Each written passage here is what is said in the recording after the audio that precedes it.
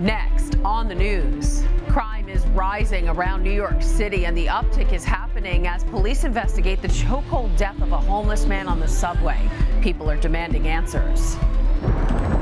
An hours-long manhunt in Atlanta finally comes to an end. Law enforcement have taken the suspect into custody. The charges one suspect is facing for allegedly killing one person and injuring others. Also, Pope Francis is getting some new protectors, the role these guards will play as part of the world's smallest army. Plus, one little baby savior, how one man's quick thinking stopped a runaway stroller from rolling into the path of oncoming traffic. I'm Christine Persichetti. Current News starts right now.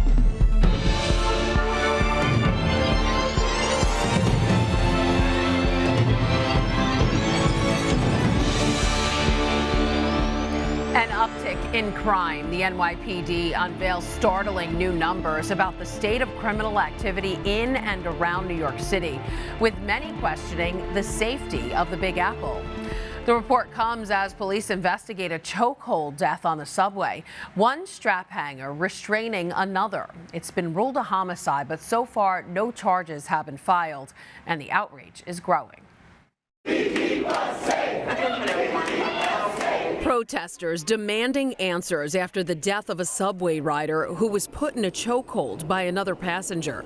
Witnesses told police 30-year-old Jordan Neely was acting erratically on Monday when he was restrained by other riders, including a U.S. Marine veteran who put his arm around Neely's neck. Neely lost consciousness and died later at the hospital.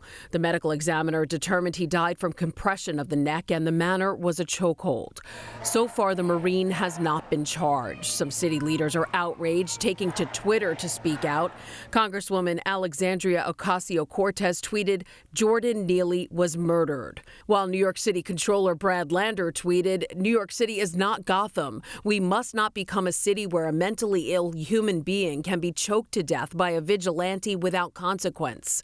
Mayor Eric Adams responded. Let's let the DA conduct his investigation with the law enforcement officials.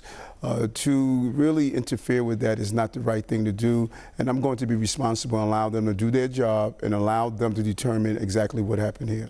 And as to whether it's appropriate for someone to take matters into their own hands. Each situation is different. I was a former transit police officer, and I responded to many jobs where you had a passenger assist someone. And so we cannot just blatantly say what a passenger should or should not do in a situation like that. We should allow the investigation to take its course. Neely was a subway performer. In recent years, he had been arrested dozens of times. On the heels of this incident, the NYPD released new crime statistics for the month of April. Overall, compared to this time last year, crime went up almost 4%.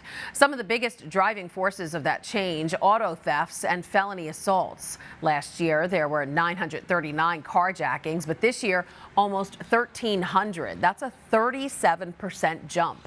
Felony assaults also rose slightly from about 2,100 to 2,153. Some crimes did drop, and the largest decline came from burglaries. That's down from 1,250 to almost 1,100. Down south, the suspect behind the Atlanta medical facility shooting was in court. Deon Patterson is being charged with murder and 4 counts of aggravated assault after police spent 8 hours looking for him. Ivan Rodriguez has more on exactly how police tracked him down. An hours-long manhunt is now over in Georgia for a suspect who police say opened fire at an Atlanta hospital medical office. I am pleased to share with you that thanks to our strong partnership with Cobb County Police Department, law enforcement have taken the suspect into custody. Police say the suspected shooter, whom they identify as 24-year-old Deon Patterson, was a patient going to an appointment for himself with his mother. Police say Patterson's mother is cooperating with investigators. Patterson, who has a military background, became agitated and started shooting. Atlanta police believe he carjacked the vehicle and drove north into nearby Cobb County, where the search expanded. Cobb police say they spotted the car Patterson allegedly carjacked on license plate recognition cameras in the area, as well as Patterson himself. We did spot what appeared to be a suspect in this area, which is why we have such a heavy presence. This was a couple hours after the incident. A Grady Hospital spokesperson says 3 patients are in the ICU, while a 4th victim is in stable condition. I'm Ivan Rodriguez reporting. A Catholic health system in Oklahoma is threatening a lawsuit over a sanctuary candle. In February, a federal surveyor deemed a living flame in the St. Francis Hospital South Chapel violated code since it was an open flame unattended 24/7.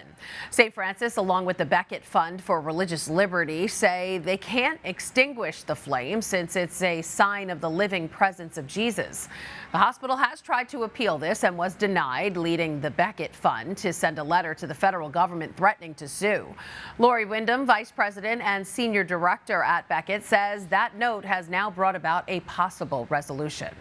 I'm happy to say, since we sent this letter and announced this yesterday, the parties have now entered into discussions to see if there is a way that this can be resolved. And St. Francis can continue its religious exercise with the living flame and also the wonderful work it's doing to serve its community and its fellow man. The living flame at St. Francis has been there since it opened in 1960. The countdown is on for pilgrims heading to Portugal for World Youth Day. There are less than 3 months to go until the global youth event, and Pope Francis is helping them prepare. Ustedes se están preparando para la Jornada Mundial de la Juventud. Faltan 3 meses. In this video by the Holy Father, he urged the young people to look to the horizon and use their excitement as a stepping stone as they gather everything they need for the trip. Some 400,000 young people have signed up for the week-long event in Portugal that is set to happen at the beginning of August. But for the hundreds of young people from the Diocese of Brooklyn going on the pilgrimage, the reality is that getting on a plane, traveling across the world, and attending World Youth Day costs a lot of money. But each time the Pope calls the world's young people, the Catholic Foundation makes sure anyone looking to go will, no matter the price. Currents News' Jessica Easthope has more. So this is the t-shirt for the parents. Father Carlos Velasquez knows how important World Youth Day can be to a person's faith formation. And these cream ones with the color logo for the pilgrims. As pastor of St. Bridget's in Bushwick, he's hoping the 48 young people from his parish attending World Youth Day have a similar experience to what he had at World Youth Day in Sydney in 2008. It allows them to be able to come back excited about the faith, not ashamed of their faith, excited to come back to learn more about their faith and to deepen their relationship with Jesus. St. Bridget's has been fundraising for 2 years to help the group get enough money to make the trip to Portugal. But at more than $4,500 a person, they'll need more than what they've made from bingo nights and bake sales. The reality is that as you have those kids that want to go, we have to help them in order to get them there. And as a pilgrimage, there are sacrifices that are being asked of them. Part of those sacrifices are financial. The Catholic Foundation of Brooklyn and Queens makes it happen. We don't want anyone to not be able to make the trip because of financial circumstances. They do a great job. They do their own fundraising. They're doing a lot of pieces of this, and we do a little part and help to get some money to them to make sure that it could become a reality for them. For years, the Diocese of Brooklyn has sent the largest group of young people from the United States. This year, the diocese is sending more than 350. The Catholic Foundation is prepared to distribute $150,000 to participating parishes, making sure faith comes before the figures.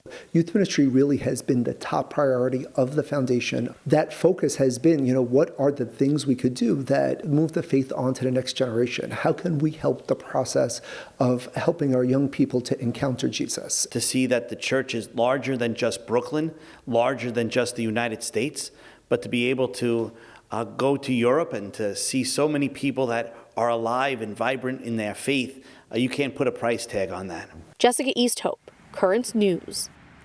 There are 21 parishes sending young people to Portugal this year, and according to the Catholic Foundation, more than half needed some kind of financial assistance.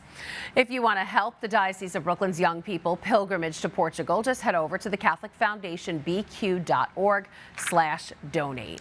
And if you still want to register, just go to lisboa2023.org/EN for the English version of the site.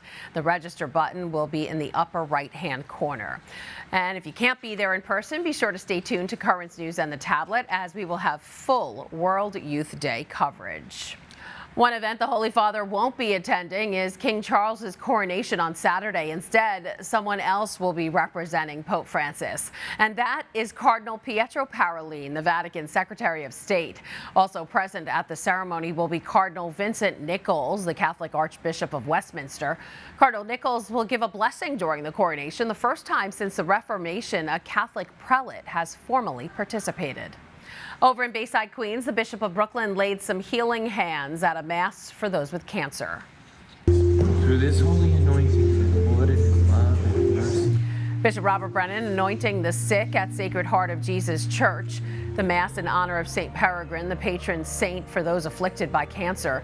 A relic of St. Peregrine, a piece of his bone, was available for veneration at the church. Attendees were also encouraged to bring a picture of a loved one who died from cancer or is presently suffering from cancer who could not attend. Those photos were placed on a remembrance board near the altar.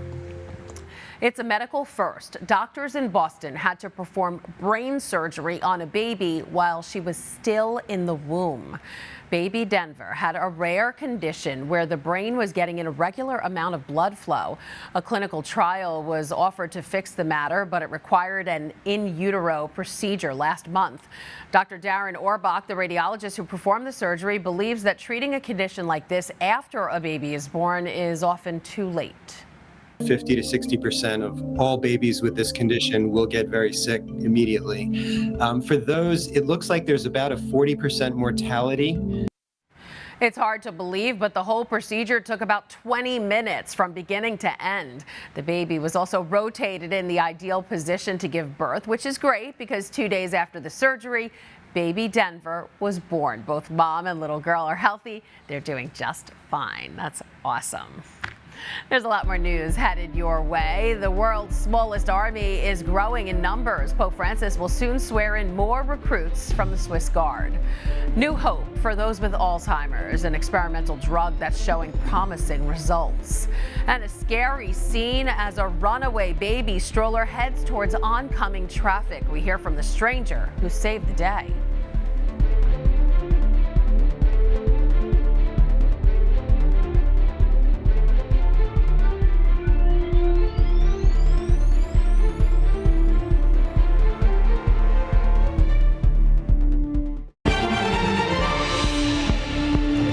They're swearing allegiance to the Pope. The Swiss Guard is getting almost 24 new members over the weekend. And as Andy Madison reports, they are joining an army that goes back centuries. The 23 new recruits of the Swiss Guard will swear allegiance to Pope Francis and his successors on Saturday, May 6th, in the Apostolic Palace of the Vatican. They will officially become members of the world's smallest army. Before last year's ceremony, the Pope met with the recruits' families. In that meeting, he reminded them of their mission of unity. Vivere il servizio in senso comunitario è anche una sfida, perché si tratta di amalgamare individui con personalità, temperamenti e sensibilità differenti che si trovano a percorrere un tratto di strada insieme. The Swiss Guard's daily tasks consist of protecting the Pope, securing access to the Vatican and the Apostolic Palace, as well as maintaining order during papal ceremonies. These are duties they already perform before the swearing-in ceremony. The Swiss Guards were founded by Pope Julius II in 1506. The swearing-in ceremony remembers the 147 Swiss Guards who died defending Pope Clement VII against an invading French army. For the ceremony, the Guards will wear the Grand Gala, a uniform normally reserved for the Urbi et Orbi blessing, Christmas, and Easter. Andy Madison, Currents News.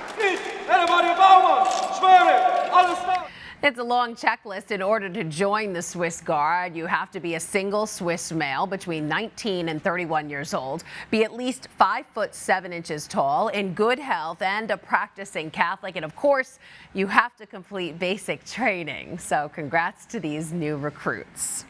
A group of kids are safe in southern Indiana thanks to the quick thinking of a hero bus driver. Take a look at this.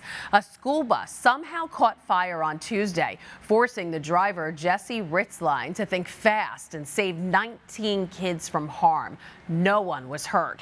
After the chaos, the school's communications coordinator expressed her appreciation for how parents reacted to the situation. That's not an easy call to receive, and they were all very calm, very supportive, very patient, and they trusted our processes, and they trusted us to get those kids home safely. She added that the bus driver, Miss Jessie, is an incredibly humble person and that she's proud of the kids for reacting so fast and properly. Wow.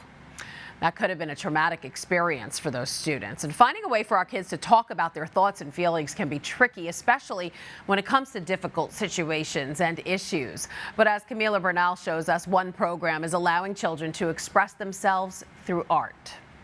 Good morning, buenos dias. The day begins for these fifth graders with the usual subjects: math, science, reading, and even PE. Those may appear easy in comparison to talking about gun violence, global warming, bullying, racism. I chose racism because for me, racism is something that I see often and something that happens, and I feel like all people should be treated the same way, not just because they're different, because inside we're all the same. Christian Lopez is just one of the more than 500 fifth grade students tackling these issues at the National School District just outside of San Diego. The students choose a topic. I did world hunger. I feel bad. I really feel bad about because they don't have the life I have. We can donate to help them get food and fresh water. And then use animation. Do you think guns should be allowed? Well, I don't. To explain their thoughts. Immigration is a problem for everyone.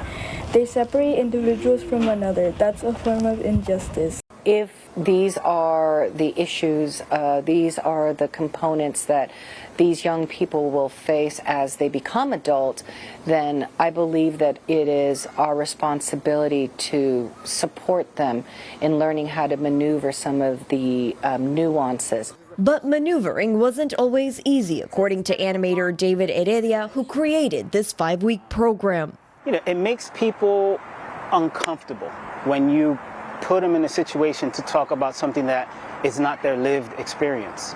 And because of that, I think it's unfair to put a muzzle on a child who wants to express what they're feeling. So instead, you allow them to talk through their art. Just because they're different race doesn't mean that you have to be rude or to not to be nice to them, because it's really hurtful for those people. They found ways to help solve or highlight the issues. No matter what color we all are human. And then they got to feel like celebrities as they share their animations with the world. It allows us to actually stop and listen to what's going on in the world of a child. So cool. That was Camila Bernal reporting. The program's creator used to work for Disney. He says he hopes this animation project will also help students develop their critical thinking skills. A new vaccine making medical history tonight as the Food and Drug Administration approves the first shot to protect against RSV. The drug is designed to be given to adults ages 60 years and older. While RSV is commonly associated with babies and young kids, it can also be dangerous to seniors, killing possibly tens of thousands each year. The shot will be available as soon as this fall. And some good medical news for those in the early stages of Alzheimer's disease. A new drug is showing promising results in slowing cognitive decline. Mandy Gaither reports on the latest in the battle against Alzheimer's. For the millions of Americans affected by Alzheimer's, the road to battling the disease has been bumpy, but an experimental medication is offering new hope. It's not a cure. It is not going to be a miracle drug. It is a great first step. Participants in a large clinical trial received the medicine donanemab by infusion once a month. The drug maker says it slowed declines in patients' ability to think clearly and perform daily tasks by more than a third. The drug works by removing plaque buildups in the brain known as amyloid that are a hallmark of Alzheimer's disease. They only work at the very early stages of the disease. So if you have mild to moderate Alzheimer's dementia, it's too late. That's why neurologist Douglas Shari with the Ohio State's Wexner Medical Center says we need to build upon this research, stressing that early detection is critical. This latest drug is among a new group showing promise. The FDA granted accelerated approval for another experimental Alzheimer's drug called lecanemab in January. Robert Egge with the Alzheimer's Association says access to these new and upcoming drugs needs to improve. That's what's the priority right now, is to make sure that these important treatments are available. If a patient and their doctor decide it's right for them, they can be sure that Medicare will have them available. The drug maker plans to file for FDA approval by the end of June. I'm Mandy Gaither. Still to come on Currents News, a quick save from a stranger after a gust of wind sends this baby stroller into traffic.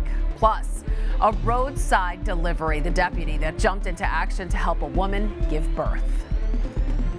Do you have a story idea or want to share a tip? Email us at newstips@desalesmedia.org or call our 24-hour number 718-517-3122. We'll be right back.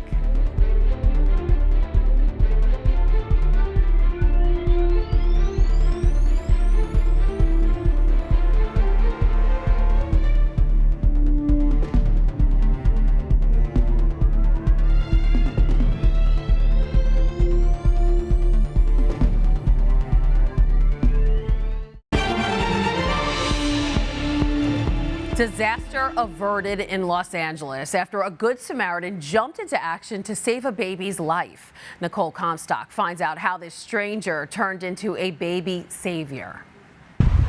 Cars travel pretty fast on Bear Valley Road in Hesperia. The speed limit here is 40 miles per hour, right in front of this car wash where Monday afternoon, gusty high desert winds rolled a stroller with a baby inside of it right out toward the road. That's the little one's great aunt struggling to get back on her feet after falling as the nightmare plays out. She sees nobody.